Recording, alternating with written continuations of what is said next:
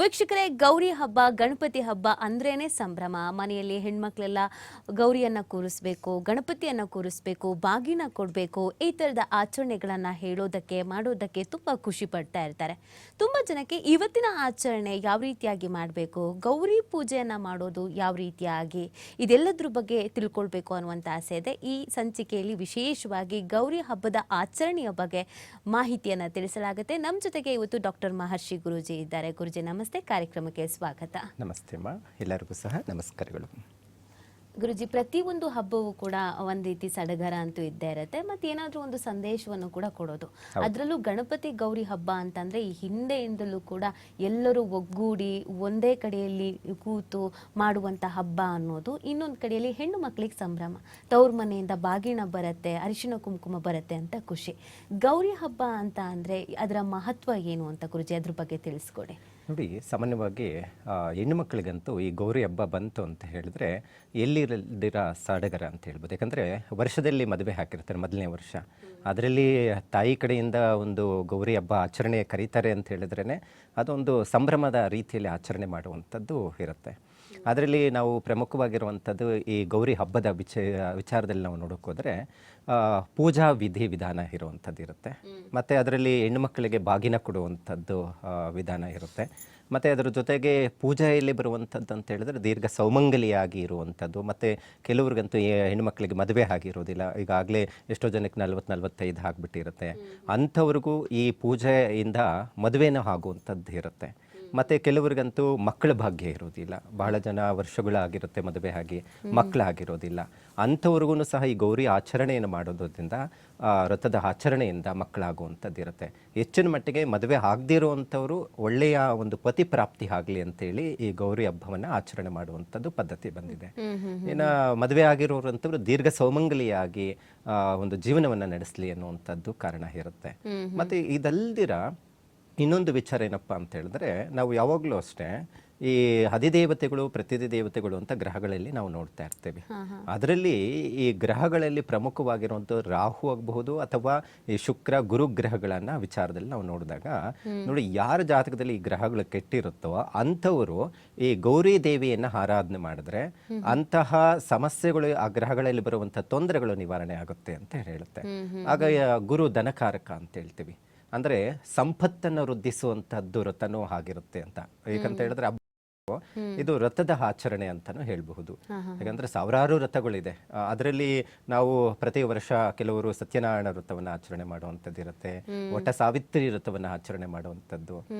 ಹೆಚ್ಚಿನ ಮಟ್ಟಿಗೆ ಆ ವರ್ಷದಲ್ಲಿ ಭಾದ್ರಪದ ಮಾಸದಲ್ಲಿ ಬರುವಂತಹದ್ದು ತೃತೀಯ ತಿಥಿ ಮತ್ತೆ ಚತುರ್ಥಿ ತಿಥಿಯಲ್ಲಿ ಬರುವಂಥದ್ದು ಏನಿರುತ್ತೆ ಭಾದ್ರಪದ ಮಾಸದಲ್ಲಿ, ಅದರಲ್ಲಿ ಶುಕ್ಲ ಪಕ್ಷದಲ್ಲಿ ಬರುವಂಥದ್ದು ಈ ಗೌರಿ ಮತ್ತೆ ಗಣಪತಿ ಹಬ್ಬ ಅಂತ ಹೇಳ್ತೀವಿ. ಬಹಳ ಸಂಭ್ರಮದಿಂದ ಆಚರಣೆ ಮಾಡುವಂಥ ಹಬ್ಬ ಆಗಿರುತ್ತೆ. ಅದರಲ್ಲಿ ಗಣಪತಿ ಹಬ್ಬದ ಇಂದಿನ ದಿನ ಆಚರಣೆ ಮಾಡುವಂಥದ್ದು ಈ ಗೌರಿ ಹಬ್ಬ. ಯಾಕಂತ ಹೇಳಿದ್ರೆ ಗೌರಿ ಹಬ್ಬ ಅಂದಿದ ತಕ್ಷಣ ಸಂಪತ್ತಿಗೆ ಅಧಿದೇವತೆ ಆಗಿರ್ತಾಳೆ, ದೀರ್ಘ ಸೌಮಂಗಲಿಯನ್ನ ಕೊಡುವಂಥವಳಾಗಿರ್ತಾಳೆ, ವಿವಾಹವನ್ನ ಮಾಡುವಂತಹದ್ದು ಒಂದು ವ್ರತವಾಗಿರುತ್ತೆ. ಇವೆಲ್ಲವನ್ನು ನಾವು ನೋಡಿದಾಗ ಆಚರಣೆ ಮಾಡಲೇಬೇಕಾದಂತಹದ್ದು ಇರುತ್ತದ ವಿಚಾರ ಆಗಿರುತ್ತೆ.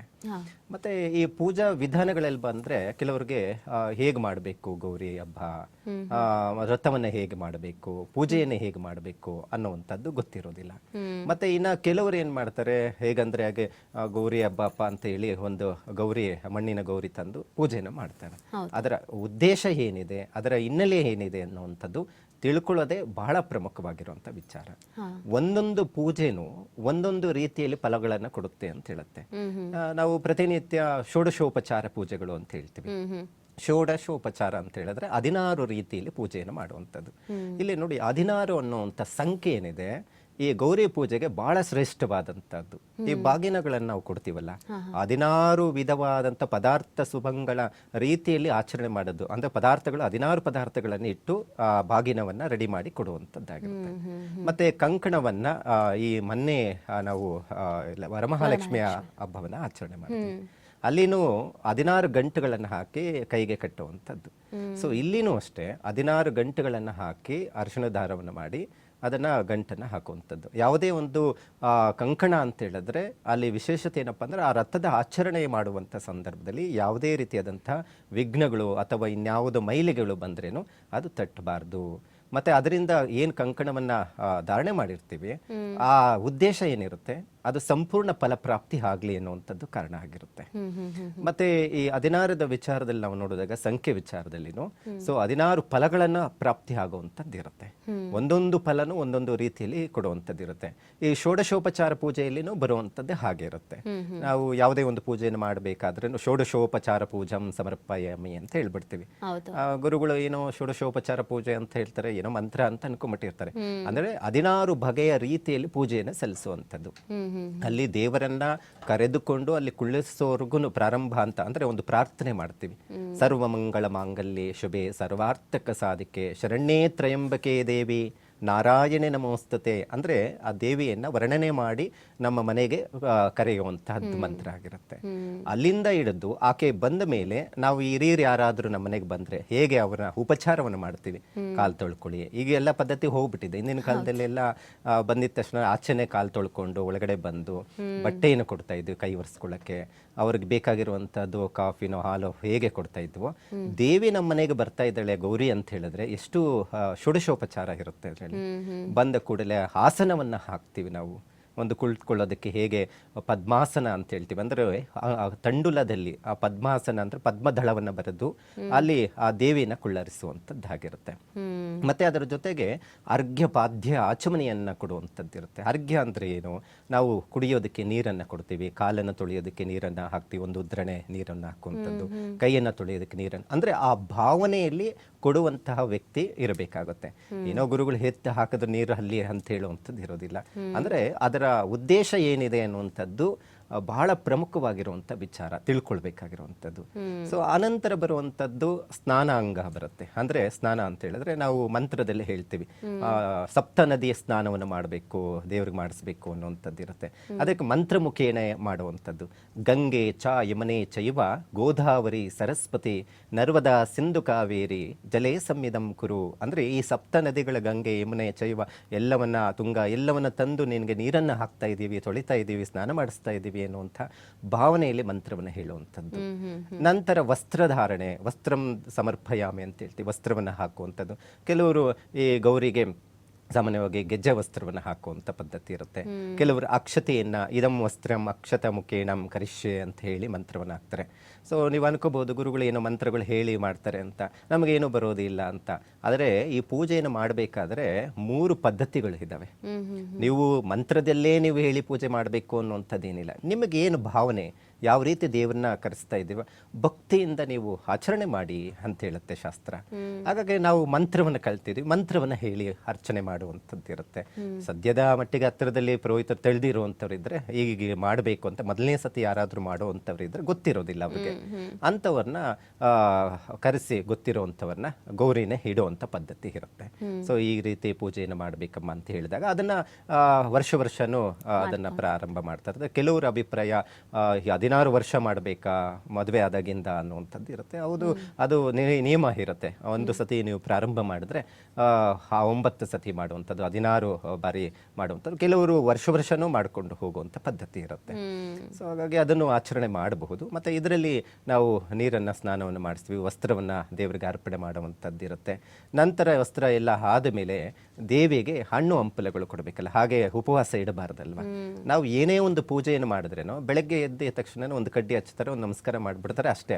ದೇವರಿಗೆ ನೈವೇದ್ಯವನ್ನ ಇಡಬೇಕು ಅಂತ ಶಾಸ್ತ್ರ ಹೇಳುತ್ತೆ. ಈಗ ನಾವು ಉಪವಾಸ ಇರಕ್ಕಾಗುತ್ತೆ, ಎಲ್ಲ ಸ್ನಾನ ಮಾಡಿ ರೆಡಿ ಆಗ್ಬಿಟ್ಟು ಕುತ್ಕೊಂಡ್ಬಿಟ್ರೆ ಆಗುತ್ತಾ, ಅಶ್ವಾಗುತ್ತಲ್ವಾ. ಹಾಗಾಗಿ ದೇವಿಗೂ ನೈವೇದ್ಯಾದಿಗಳನ್ನ ಇಡುವಂಥದ್ದು. ಅಂದ್ರೆ ಯಾವ ನೈವೇದ್ಯ, ಸಾತ್ವಿಕವಾದಂಥ ನೈವೇದ್ಯಗಳನ್ನ ಇಡುವಂಥದ್ದು ಇರುತ್ತೆ. ಹಾಗಾಗಿ ಸಾತ್ವಿಕವಾದಂಥ ನೈವೇದ್ಯ ಏನು, ಹಣ್ಣು ಹಂಪಲುಗಳನ್ನು ಇಟ್ಟು ದೇವರಿಗೆ ನೈವೇದ್ಯವನ್ನು ಮಾಡುವಂಥದ್ದು. ಮತ್ತು ಅದರ ಜೊತೆಗೆ ಮಹಾನೈವೇದ್ಯ ಅಂತ ಹೇಳ್ತೀವಿ. ಉಪ್ಪ ಹಾಕಿದಿರ ಅನ್ನವನ್ನು ಮಾಡಿ ತುಪ್ಪವನ್ನು ಹಾಕಿ ನೈವೇದ್ಯವನ್ನು ಮಾಡುವಂಥದ್ದು. ಸೊ ಈ ಥರ ನೈವೇದ್ಯವನ್ನು ಮಾಡುವಂಥದ್ದು. ಸೊ ಊಟ ಆಯಿತು. ನಂತರ ಇನ್ನು ಉಪಚಾರಗಳು 16 ಉಪಚಾರಗಳಲ್ಲಿ ಇದಾವಲ್ಲ, ಚಾಮ್ರ ಸೇವೆ, ಚಾಮ್ರವನ್ನು ಗಾಳಿ ಬೀಸುವಂಥದ್ದು, ಮಲ್ಕೊಳ್ಳೋದಕ್ಕೆ ದಿಂಬನ ಕೊಡುವಂಥದ್ದು, ಈ ಥರ ಎಲ್ಲ ಮಂತ್ರದಲ್ಲಿ ಬರುವಂಥದ್ದು. ಇದನ್ನು ನಾವು ಷೋಡಶೋಪಚಾರ ಪೂಜೆ ಅಂತ ಹೇಳ್ತೀವಿ. ಕೆಲವು ಭಕ್ತಿಯಿಂದ ಈ ಇಷ್ಟು ಉಪಚಾರಗಳನ್ನು ನಾನು ನಿನಗೆ ಮಾಡ್ತಾ ಇದ್ದೀನಿ ಭಾವನಾತ್ಮಕವಾಗಿ ಅಂತಲೂ ಅಕ್ಷತೆಯನ್ನು ಹಾಕಿ ನಮಸ್ಕಾರವನ್ನು ಮಾಡ್ತಾರೆ. ಅಲಂಕಾರ ಇವೆಲ್ಲ ಅವರವರ ಯಾವ ರೀತಿ ತಂದಿರ್ತಾರೆ ಅದನ್ನು ಮಾಡಬಹುದು. ಮತ್ತೆ ಕೆಲವು ವಿಧಾನಗಳಿದೆ. ಈ ಗೌರಿ ಪೂಜೆಯನ್ನು ಮಾಡಬೇಕಾದ್ರೆ ಹೀಗೇ ಮಾಡಬೇಕು, ಶಾಸ್ತ್ರ ಹೀಗೇ ಇದೆ ಅನ್ನುವಂಥದ್ದು ಇರುತ್ತೆ. ಸೊ ಶಾಸ್ತ್ರಬದ್ಧವಾಗಿ ನೀವು ಆಚರಣೆ ಮಾಡ್ತೀರಾ ಅಂತ ಹೇಳಿದ್ರೆ ನಾನು ಹೇಳೋ ರೀತಿಯಲ್ಲಿ ಆಚರಣೆ ಮಾಡಬೇಕು. ನಾನು ಹೇಳುವಂಥದ್ದೆಲ್ಲ ಅಯ್ಯೋ ಶಾಸ್ತ್ರ ಅಂತ ಹೇಳುತ್ತೆ, ಹೀಗೆ ಇರಬೇಕು, ಶಾಸ್ತ್ರದಲ್ಲಿ ದೇವಿನ ಆಚರಣೆ ಮಾಡಬೇಕು. ಇಲ್ಲಿ ಪ್ರಮುಖವಾಗಿರುವಂಥದ್ದು ಗೋಪೂಜೆ ಮತ್ತೆ ಸುಮಂಗಳಿಯನ್ನ ಕರೆಸಿ ಅರಿಶಿನ ಕುಂಕುಮವನ್ನು ಕೊಡುವಂಥದ್ದು. ಬಾಗಿನ ಸಾಧ್ಯವಾಯಿತು ಅಂದರೆ ಬಾಗಿನ ಒಂದು 3 ಜನ ಅಥವಾ 9 ಜನಕ್ಕೆ, 12 ಜನಕ್ಕೆ ಅಥವಾ 16 ಜನಕ್ಕೂ ಬಾಗಿನ ಕೊಡಬಹುದು. ಅದು 16 ಜನಕ್ಕೆ ಕೆಲವರು ಏನು ಮಾಡ್ತಾರೆ, 16 ವರ್ಷ ಮಾಡಿರ್ತಾರೆ, ಆಗ 16 ಜನಗಳನ್ನ ಕರೆಸಿ ಅವರ ಸುಮಂಗಲಿ ಪೂಜೆ ಅಂತ ಹೇಳ್ತೀವಿ. ಅಂದರೆ ಅವ್ರ ಪಾದಗಳನ್ನು ತೊಳೆದು ದೀರ್ಘ ಸುಮಂಗಲಿ ವಯಸ್ಸಾಗಿರುವಂಥವ್ರು ಇರ್ತಾರೆ, ವಯಸ್ಸಾಗಿರುವಂಥ ದೀರ್ಘ ಸುಮಂಗಲಿಯರು ಯಾರಿರ್ತಾರೆ ಅವರ ಪಾದಗಳನ್ನು ತೊಳೆದು ಅವರ ಆಶೀರ್ವಾದನ ತೆಗೆದುಕೊಂಡು ಬಾಗಿನಾದಿಗಳನ್ನು ಕೊಡುವಂಥ ಪದ್ಧತಿ ಇರುತ್ತೆ. ಸೊ ಇದು ಬರುವಂತಹ ಒಂದು ಪೂಜಾ ವಿಧಾನ ಅಂತ ಹೇಳಬಹುದು. ಆದರೆ ಶಾಸ್ತ್ರ ಬಹಳ ಪ್ರಮುಖವಾಗಿರುವಂಥದ್ದು. ನಾವು ತಿಳ್ಕೊಂಬಿಟ್ರೆ ಇವೆಲ್ಲ ಇಷ್ಟು ನಾವು ಒಂದೊಂದು ಪೂಜೆಯನ್ನು ಮಾಡಿದ್ರೇನು ಇಷ್ಟೆಲ್ಲ ಇದೆಯಾ ಇದರಲ್ಲಿ ಫಲ ಅಂತ ಹೇಳ್ತೀವಿ. ನಾವು ಒಂದೊಂದು ದಾನ ಕೊಡಬೇಕಾದ್ರೇನು ಕೆಲವೊಂದು ದಾನದಲ್ಲಿ ಬರುವಂತಹ ಫಲಗಳು ಏನಿರುತ್ತೆ ಅಷ್ಟೇ ಶ್ರೇಷ್ಠವಾದಂಥ ಫಲಗಳಾಗಿರುತ್ತೆ. ನಾವು ಯಾರಿಗಾದ್ರೂ ಒಂದು ವಸ್ತ್ರದಾನ ಅಂತ ಮಾಡ್ತೀವಿ ಅನ್ಕೊಳ್ಳಿ. ಈ ವಸ್ತ್ರದಾನದಲ್ಲಿ ನಾವು ಕೆಲವೊಂದು ಪದ್ಧತಿಗಳನ್ನು ನಾವು ನೋಡಿದಾಗ ಅದರಲ್ಲಿ ಇರುವಂಥ ಫಲಗಳನ್ನು ತಿಳ್ಕೊಂಬಿಟ್ರೆ, ಸೊ ಇಷ್ಟೆಲ್ಲ ದಾನಗಳು ಮಾಡೋದ್ರಿಂದ ನಮ್ಗೆ ಇಷ್ಟು ಫಲಗಳು ಕೊಡುತ್ತಾ ಅಂತೇಳಿ ಆ ಫಲಗಳನ್ನು ವರ್ಷನೂ ಮಾಡುವಂಥದ್ದು ಕೆಲವರು ಇರ್ತಾರೆ. ಸೊ ಹಾಗಾಗಿ ಅರಿಶಿನ ಕುಂಕುಮ ಮತ್ತೆ ಬಾಗಿನ ಸಾಮಾನ್ಯಗಳು ಬರುತ್ತೆ, ಅದರಲ್ಲಿ ಕನ್ನಡಿ ಚಿಕ್ಕದಾಗಿ ಬರುತ್ತೆ, ಕಾಟಿಕೆ ಬರುತ್ತೆ, ಮತ್ತೆ ಅದ್ರ ಜೊತೆಗೆ ಕೆಲವು ತೆಂಗಿನಕಾಯಿ, ಅಕ್ಕಿ, ಬೇಳೆಗಳು ಇರುವಂಥದ್ದು ಇರುತ್ತೆ. ಈಗ ನೋಡಿ ದಾನದಲ್ಲಿ ಹೇಳ್ತಾ ಇದ್ದೆ, ಅದರಲ್ಲಿ ಮುಖ್ಯವಾಗಿ ಹೆಸರು ಬೇಳೆಯನ್ನ ಕೊಡ್ತಾರೆ, ಮತ್ತೆ ಅದ್ರ ಜೊತೆಗೆ ಉದ್ದಿನ ಬೇಳೆಯನ್ನ ನೀವು ನೋಡಿರ್ತೀರ, ಈ ಬಾಗಿನದಲ್ಲಿ ಒಂದು ಸ್ವಲ್ಪ ಹಾಕಿರ್ತಾರೆ. ಈ ಉದ್ದಿನ ಬೇಳೆಯಲ್ಲಿ ಪಿತೃದೋಷಗಳನ್ನು ಪರಿಹರಿಸುತ್ತೆ. ಸಾಮಾನ್ಯವಾಗಿ ಪಿತೃದೋಷ ನಾನು ಮೊನ್ನೆ ಹೇಳ್ತಾ ಇರ್ತೀನಿ, ಶಾಸ್ತ್ರದಲ್ಲಿ ಏನಿದೆಯಪ್ಪ ಪಿತೃದೋಷ ಅಂದ್ರೆ ಇಂಪ್ರೂವ್ಮೆಂಟ್ ಇರೋದಿಲ್ಲ, ಮದುವೆಗಳು ಆಗೋದಿಲ್ಲ, ಮತ್ತೆ ಮಕ್ಕಳು ಆಗೋದಿಲ್ಲ ಅಂತ ಹೇಳುತ್ತೆ. ಇಲ್ಲಿ ನಾನು ಆಗ್ಲೇ ಹೇಳಿದೆ ಪ್ರಾರಂಭದಲ್ಲಿ, ನೋಡಿ ಈ ಗೌರಿ ವ್ರತವನ್ನು ಯಾರು ಆಚರಣೆ ಮಾಡ್ತಾರೋ ಮಕ್ಕಳಿಗೆ ಯೋಗ ಉಂಟು ಮಾಡುತ್ತೆ, ಮದುವೆಗಳಾಗದಿರುವಂಥವ್ರಿಗೆ ಮದುವೆ ಯೋಗ ಉಂಟಾಗುತ್ತೆ ಅಂತ ಹೇಳಿದೆ. ಇಲ್ಲಿ ಆ ದಾನದಲ್ಲಿ ಬರುವಂಥದ್ದು ಏನಪ್ಪ ಅಂದರೆ ಪಿತೃದೋಷದಿಂದ ಬರುವಂತಹದ್ದೇನಾದರೂ ಸಮಸ್ಯೆ ಇದ್ದರೆ ಆ ಏನು ಹೆಸರು ಕಾಳು ಮತ್ತು ಅದರ ಜೊತೆ ಉದ್ದಿನ ಕಾಳನ್ನು ಕೊಟ್ಟರೆ ಆ ದೋಷ ಹೋಗುತ್ತೆ ಅನ್ನುವಂಥದ್ದನ್ನು ಹೇಳುತ್ತೆ. ಸೊ ಅದರಲ್ಲೇ ಬಂದ್ಬಿಟ್ಟಿರುತ್ತೆ. ಸೊ ಅದರಲ್ಲಿ ಅರ್ಶಿನ ಕುಂಕುಮ ದೀರ್ಘ ಸೌಮಂಗಲಿ ಆಗಿರಲಿ, ಒಳ್ಳೆಯ ಒಂದು ವರ ಪ್ರಾಪ್ತಿ ಆಗಲಿ ಅನ್ನುವಂಥ ಕಾರಣ ಆಗಿರುತ್ತೆ. ಸೊ ಇದೆಲ್ಲ ದಾನಗಳಲ್ಲಿ ಬರುವಂಥದ್ದು ಆಗಿರುತ್ತೆ. ಇದನ್ನು ತಿಳ್ಕೊಂಡ್ರೆ ಅದರ ಪದ್ಧತಿ ವಿಧಾನ ಏನಿರುತ್ತೆ ಅದು ಸಂಪೂರ್ಣ ಫಲಪ್ರಾಪ್ತಿ ಆಗಲಿಕ್ಕೆ ಸಾಧ್ಯ ಇರುತ್ತೆ. ಈ ಬಾರಿಯ ಒಂದು ವಿಶೇಷ ಅಂತ ಹೇಳಿದ್ರೆ ಗೌರಿ ಹಬ್ಬ ಶುಕ್ರವಾರ ಬಂದಿದೆ ಅಂತ. ನಾರ್ಮಲ್ ಆಗಿ ಈ ಮಂಗಳವಾರ ಎಲ್ಲ ಬಂದಾಗ ಬಹಳ ಶುಭ ದಿನ ಅಂತ ಹೇಳ್ತಾರೆ. ಗೌರಿ ಹಬ್ಬವನ್ನ ಮಂಗಳವಾರ ಮಾಡಿದ್ರೆ ಒಳ್ಳೆಯದು ಅಂತ ಹೇಳ್ತಾರೆ. ನಾವು ಅಮ್ಮನವರು ಅಥವಾ ಹೆಣ್ಣು ದೇವರನ್ನ ನೋಡಿದಾಗ ಮಂಗಳವಾರ ಮತ್ತು ಶುಕ್ರವಾರ ಎರಡನ್ನೂ ಸರಿಸಮಾನವಾಗಿ ನೋಡ್ತೀವಿ. ಶುಕ್ರವಾರ ಶುಭ ಅಂತ ಕೂಡ ಹೇಳ್ತೀವಿ. ಸೊ ಈ ಬಾರಿ ಈ ಶುಕ್ರವಾರ ಬಂದಿರೋದು ಏನಾದರೂ ಸ್ಪೆಷಲ್ ಅಂತ ಇದೆಯಾ? ಅಂದರೆ ಬೆಳಗ್ಗೆನೆ ಕೂರಿಸ್ಬೇಕು ಗೌರಿನ, ಪ್ರಾಣ ಪ್ರತಿಷ್ಠಾಪನೆ ಮಾಡೋದಿದ್ರೆ ಸಂಜೆ ತರೋದು ಅಥವಾ ಬೆಳಿಗ್ಗೆ ತರೋದು, ಅದಕ್ಕೆ ಶುಭ ಮುಹೂರ್ತ ಅದು ಹೇಗಿದೆ ಅಂತ ಗುರುಜಿ? ಖಂಡಿತ ಇದೆ. ಯಾಕಂತ ಹೇಳಿದ್ರೆ ಸಾಮಾನ್ಯವಾಗಿ ಕೆಲವೊಮ್ಮೆ ಮಂಗಳವಾರನೂ ಬಂದಿದೆ, ಕೆಲವೊಮ್ಮೆ ಏನಾಗುತ್ತೆ ಅಂತ ಹೇಳಿ ಸೋಮವಾರ ಬಂದಿರೋದು, ಈ ತರ ಬೇರೆ ಬೇರೆ ವಾರಗಳು ಬಂದಿದೆ. ಆದ್ರೆ ಮಂಗಳವಾರ ಶುಕ್ರವಾರ ಬಂದ್ರೆ ಬಹಳ ಶ್ರೇಷ್ಠನೇ. ಯಾಕಂತ ಹೇಳಿದ್ರೆ ಗೌರಿ ಅಂತ ಹೇಳಿದ ತಕ್ಷಣ ಮಂಗಳವಾರ ವಿಶೇಷ ಪೂಜೆಗಳು, ವ್ರತ ಆಚರಣೆ ಅನ್ನುವಂಥದ್ದು ಇರುತ್ತೆ. ಆದ್ರೆ ಇಲ್ಲಿ ಶುಕ್ರವಾರನು ಅಷ್ಟೇ ಶುಭವನ್ನ ತರುವಂತ ವಾರ ಆಗಿರುತ್ತೆ. ಅದರಲ್ಲಿ ಈ ಸತಿ ಶುಕ್ರವಾರ ಏನ್ ಬಂದಿದೆ, ನೀವು ವರ್ಷ ನೀವು ಆಚರಣೆ ಮಾಡ್ತಾ ಇರ್ತೀರ ಅನ್ಕೊಳ್ಳಿ, ಯಾವತ್ತು ಗೌರಿ ಹಬ್ಬ ಶುಕ್ರವಾರ ಬಂದಿರುತ್ತ ಮನೆಯಲ್ಲಿ ಏನಾದ್ರೂ ಶುಭ ಕಾರ್ಯ ಆಗ್ತಾ ಇಲ್ಲ ಅಂತ ಹೇಳಿದ್ರೆ, ಈ ಮದುವೆಗಳು ಆಗ್ತಾ ಇಲ್ಲ ಅನ್ನೋಂಥವ್ರು ಯಾರಿರ್ತಾರೋ ಅಂಥವ್ರು ಈ ಗೌರಿ ಹಬ್ಬವನ್ನ ಆಚರಣೆ ಮಾಡಿದ್ರೆ, ಆ ವ್ರತವನ್ನ ಆಚರಣೆ ಮಾಡಿದ್ರೆ ಸಂಪೂರ್ಣವಾದಂಥ ಫಲಪ್ರಾಪ್ತಿ ಆಗುತ್ತೆ ಅನ್ನುವಂಥದ್ದು ಇದೆ. ಅದರಲ್ಲಿ ಈ ಸತಿ ಬಂದಿರುವಂಥದ್ದು ತೃತೀಯ ತಿಥಿ ಚತುರ್ಥಿ ಎರಡೂ ಒಂದೇ ದಿನ ಬಂದಿದೆ. ಅಂದ್ರೆ ಮಾರನೇ ದಿನನೂ ಇದೆ ನಮಗೆ, ನಾವು ನೋಡ್ಬೋದು ಶನಿವಾರನೂ ಸಹ ಚತುರ್ಥಿ ತಿಥಿ ಇದೆ. ಹಾಗಾಗಿ ಚತುರ್ಥಿ ಸಂಜೆ ಬಂದಿರುವಂಥದ್ದಾಗಿದೆ, ತೃತೀಯ ತಿಥಿ ಬೆಳಗ್ಗೆ ಬಂದಿದೆ. ಕೆಲವರು ಏನ್ ಮಾಡ್ತಾರೆ ವರ್ಷ ಸಂಜೆ ಮಾಡ್ಬಿಡೋಣ, ಗೌರಿ ಹಬ್ಬ ವಿಶೇಷವಾದಂಥದ್ದು, ಗೌರಿನ ತಂದು ಸಂಜೆ ಪೂಜೆ ಮಾಡೋಣ ಇಡೋಣ ಅನ್ನುವಂಥ ಪದ್ಧತಿ ಇರುತ್ತೆ. ಆದರೆ ಈ ಸತಿ ಸಂಜೆ ಮಾಡೋಕ್ಕಾಗೋದಿಲ್ಲ, ಚತುರ್ಥಿ ಬಂದ್ಬಿಟ್ಟಿರುತ್ತೆ. ಯಾವಾಗಲೂ ತೃತೀಯ ತಿಥಿಯಲ್ಲೇ ನಾವು ಗೌರಿಯನ್ನ ಇಟ್ಟು ಪೂಜೆಯನ್ನು ಮಾಡಬೇಕು. ಹಾಗಾಗಿ ನಾವು ಬೆಳಗ್ಗೆನೇ ಆಚರಣೆ ಮಾಡಬೇಕು. ಬೆಳಗ್ಗೆ ಬ್ರಾಹ್ಮಿ ಮುಹೂರ್ತ, ಮತ್ತೆ ಕೆಲವರು ಮಾಡುವಂಥವ್ರು ಏನಾದರೂ ಇದ್ರೆ 10:30 ಗಂಟೆ ಒಳಗಡೆ ಮಾಡೋದು. ಬೆಳಗ್ಗೆ ಒಂದು ಸಾಧ್ಯವಾಯಿತು ಅಂತ ಹೇಳಿದ್ರೆ ಬೆಳಗ್ಗೆನೇ ಇಡಬಹುದು ಶಾಸ್ತ್ರದಲ್ಲಿ. ಆಗ ಕೆಲವೊಂದು ಗೌರಿನ ತಂದಿರೋದಿಲ್ಲ, ಈ ರೀತಿ ಎಲ್ಲ ಇರುತ್ತೆ ಸಮಸ್ಯೆಗಳು. ಸಿದ್ಧಪಡಿಸಿರೋದಿಲ್ಲ, ಕ್ಲೀನ್ ಮಾಡ್ಕೋಬೇಕು, ಮನೆ ತೋರಣ ಎಲ್ಲ ಕಟ್ಟಬೇಕು, ರಂಗೋಲಿಯನ್ನು ಹಾಕಬೇಕು, ಇವೆಲ್ಲವೂ ಶಾಸ್ತ್ರಗಳು ಇರುತ್ತೆ. ಸೊ ಅಂಥ ಸಂದರ್ಭದಲ್ಲಿ ಬೆಳಗ್ಗೆ ಒಂದೇ ಕೆಲಸನೂ ಆಗೋದಿಲ್ಲ, ಎಲ್ಲ ರೆಡಿ ಮಾಡಬೇಕು, ಮಕ್ಕಳನ್ನ ಇದೆಲ್ಲ ಇರುತ್ತೆ. ಒಂದು 8-8:30. ಆದರೆ ಅಂಥವ್ರು ಏನಾದರೂ ಇದ್ರೆ ಒಂದು 10:30 ಒಳಗಡೆ ಗೌರಿಯನ್ನ ಸ್ಥಾಪನೆ ಮಾಡಬೇಕು. ಆ ಸ್ಥಾಪನೆ ಮಾಡ್ಬೇಕಂತ ಹೇಳಿದ್ರೆ ಬಾಳೆ ಎಲೆ ಹಾಕ್ಬೇಕು. ನೀವು ಪ್ಲಾನ್ ಮಾಡ್ಕೋಬೇಕಾಗುತ್ತೆ. ಯಾಕಂತ ಹೇಳಿದ್ರೆ ಗೌರಿಯನ್ನ ಗಣಪತಿಯ ಸಮೀಪ ಎಲ್ಲಿ ನೀವು ಗಣಪತಿಯನ್ನು ಇಡ್ತಿರೋ ಅಲ್ಲೇ ಇಡಬೇಕು ಅನ್ನುವಂಥದ್ದು ಇರುತ್ತೆ. ಯಾಕಂತ ಹೇಳಿದ್ರೆ ನೀವು ಕಥೆಯನ್ನು ಕೇಳಿರ್ತೀರ, ಯಜ್ಞ ಮಾಡುವಂಥ ಸಂದರ್ಭದಲ್ಲಿ ಅಂಥ ಸಂದರ್ಭದಲ್ಲಿ ಪಾರ್ವತಿನೇ ಮನೆ ಬಿಟ್ಟು ಈಶ್ವರನ್ ಬಿಟ್ಟು ಬಂದಿರುವಂಥದ್ದು. ಸೊ ಅಲ್ಲಿ ಅಮ್ಮನ್ನ ಹುಡ್ಕೊಂಡು ಬರುವಂಥದ್ದು ಆಗಿರುತ್ತೆ. ಈಗ ಭೂಲೋಕ ಅಂತ ಹೇಳಿದ್ರೆ ನಾವು ದೇವಿ ಬರುವಂಥದ್ದು ತಾಯಿ ಮನೆ ಅಂತ ಹೇಳ್ತೀವಿ. ಸೊ ಆಗ ಗಣಪತಿ ಮಗ ಆಗಿರೋದ್ರಿಂದ ಮಗನೂ ಕರ್ಕೊಂಬರಕ್ಕೆ ಬರುವಂಥದ್ದು ಆಗಿರುತ್ತೆ. ಹಾಗಾಗಿ ಮೊದಲೇ ಒಂದಿನ ಮುಂಚಿತವಾಗಿ ತಾಯಿ ಬಂದಿರ್ತಾಳೆ, ಗೌರಿ ತಾಯಿ. ಹಾಗಾಗಿ ಅಂಥ ಸಂದರ್ಭದಲ್ಲಿ ನಾವು ಏನ್ ಮಾಡ್ಕೋಬೇಕಂತ ಹೇಳಿದ್ರೆ ಆ ತೃತೀಯ ತಿಥಿಯಲ್ಲೇ ನಾವು ಸ್ಥಾಪನೆಯನ್ನು ಮಾಡಬೇಕಾಗುತ್ತೆ. ಒಂದು ಬಾಳೆ ಎಲೆ ಹಾಕಿ ಅದರ ಮೇಲೆ ಅಕ್ಕಿಯನ್ನು ಹಾಕಿ, ಮತ್ತೆ ಆ ಕಳಶದಲ್ಲಿ ಕೆಲವರು ಆರಾಧನೆ ಮಾಡ್ತಾರೆ. ಕಳಶ ಅಂತ ಹೇಳಿದ್ರೆ ನಾನು ಆಗ್ಲೇ ಹೇಳಿದೆ 3 ವಿಧಾನದಲ್ಲಿ ಮಾಡ್ಬೇಕು ಪೂಜೆ ಅಂತ. ಬಿಂಬ ಮತ್ತೆ ಮಂಡಲ, ಮತ್ತೆ ಬಿಂಬ ಅಂದ್ರೆ ವಿಗ್ರಹ ಸ್ವರೂಪದಲ್ಲಿ ಅನ್ನುವಂಥದ್ದು ಇರುತ್ತೆ. ಮತ್ತೆ ಮಂಡಲ ಅಂದ್ರೆ ಮಂಡಲ ಹಾಕಿ ಆರಾಧನೆ ಮಾಡುವಂತ ಪದ್ಧತಿ ಇರುತ್ತೆ. ಮತ್ತೆ ಅದ್ರ ಜೊತೆಗೆ ಇದರಲ್ಲಿ ಷೋಡಶೋಪಚಾರ ಪೂಜೆಯಲ್ಲಿ ಬರುವಂಥದ್ದು ಅಂದ್ರೆ ಭಾವನಾತ್ಮಕವಾಗಿ ಸಲ್ಲಿಸುವಂಥ ಪೂಜೆ ಆಗಿರುತ್ತೆ. ಮತ್ತೆ ಕಳಶದಲ್ಲಿ ಆರಾಧನೆ ಮಾಡುವಂಥದ್ದು ಇರುತ್ತೆ. ಕೆಲವರು ಈಗಲೂ ಕಳಶದಲ್ಲೇ ಇಟ್ಟು ಪೂಜೆ ಮಾಡ್ತಾರೆ. ನಾವು ಗೌರಿ ತರೋದಿಲ್ಲ ಮಣ್ಣಿಂದು, ನಾವು ಇಲ್ಲೇ ಎದ್ದು ಮಾಡಬೇಕು ಅನ್ನೋಂಥದ್ದು ಇರುತ್ತೆ. ಕೆಲವು ಮರದಲ್ಲಿ ಗೌರಿಯನ್ನು ಮಾಡಿರ್ತಾರೆ. ಕೆಲವು ಮನೆಗಳಲ್ಲಿ ಗೌರಿನ ಶಾಶ್ವತವಾಗಿ ಮನೆಯಲ್ಲಿ ದೇವ್ರ ಮನೆಯಲ್ಲಿ ಇಟ್ಬಿಟ್ಟಿರ್ತಾರೆ. ಸೊ ಅದನ್ನ ಕೆಲವರು ಇಡ್ತಾರೆ, ಈ ಮಣ್ಣಿನ ತರೋದಿಲ್ಲ. ಕೆಲವರು ಏನ್ ಮಾಡ್ತಾರೆ, ವರ್ಷ ಕೆಲವರು ಇಷ್ಟು 3 ವರ್ಷನೋ ಒಂದು 8 ವರ್ಷನೋ 16 ವರ್ಷನೋ ಮಾಡುವಂಥವ್ರು ನಿರ್ದಿಷ್ಟ ಇರ್ತಾರೆ. ಅಂಥವ್ರು ಏನ್ ಮಾಡ್ತಾರೆ, ಈ ಗೌರಿನ ಮಣ್ಣಿನ ಗೌರಿ ತರ್ತಾರೆ. ನಂತರ ಗಣಪತಿ ಹೋಗುವಾಗ ಕರ್ಕೊಂಡು ಹೋಗಿ ನೀರಿಗೆ ಬಿಡುವಂತ ಪದ್ಧತಿ ಇರುತ್ತೆ. ಸೊ ಹಾಗಾಗಿ ಈ ಸತಿ ಬಂದಿರುವಂತದ್ದು ಅಂತ ಹೇಳಿದ್ರೆ ಬೆಳಗ್ಗೆ ಶುಕ್ರವಾರ ಆಗಿರೋದ್ರಿಂದ ಬೆಳಗ್ಗೆನೇ ಇಡಬೇಕು. ಅದರಲ್ಲಿ ಬೆಳಗ್ಗೆ ಬ್ರಾಹ್ಮಿ ಮುಹೂರ್ತ ಇಟ್ಟರೆ ಬಹಳ ಒಳ್ಳೇದು. ಮತ್ತೆ ಅದರ ಜೊತೆಗೆ ಬೆಳಗ್ಗೆ 10:30 ಒಳಗಡೆ ಇಡುವಂಥವ್ರು ಮಾಡಬಹುದು. ಷೋಡಶೋಪಚಾರ ಪೂಜೆಯನ್ನು ಮಾಡಿಸಿ ನೈವೇದ್ಯಾದಿಗಳನ್ನ ಕೊಡುವಂಥದ್ದು ಇರುತ್ತೆ. ಸಂಜೆ ಬೇಕಾದ್ರೆ ಬಾಗಿನ ಕೊಡುವಂಥದ್ದು, ಮತ್ತೆ ಗೋಮಾತೆ ಪೂಜೆ ಮಾಡುವಂಥದ್ದು, ಮುತ್ತೈದನ್ನು ಕರೆಸಿ ವಿಷ್ಣು ಸಹಸ್ರನಾಮ, ಲಲಿತ ಸಹಸ್ರನಾಮಗಳನ್ನು ಹೇಳುವಂಥದ್ದು, ಗೌರಿ ಅಷ್ಟೋತ್ತರಗಳನ್ನು ಹೇಳಿ ಅರ್ಚನೆ ಮಾಡಿಸುವಂಥದ್ದು, ಇದನ್ನೆಲ್ಲ ಆಚರಣೆ ಮಾಡಲಿಕ್ಕೆ ಆಗುತ್ತೆ. ಅಂದ್ರೆ ಅದೆಲ್ಲ ಗೊತ್ತಿದೆ ಅಂತ ಹೇಳಿದ್ರೆ ಮಾಡಬಹುದು. ಗುರುಜಿ, ಈಗ ಕೆಲವರು ಗೌರಿ ಮಣ್ಣಿನ ಮೂರ್ತಿಯನ್ನ ತರ್ತಾ ಇರ್ತಾರೆ.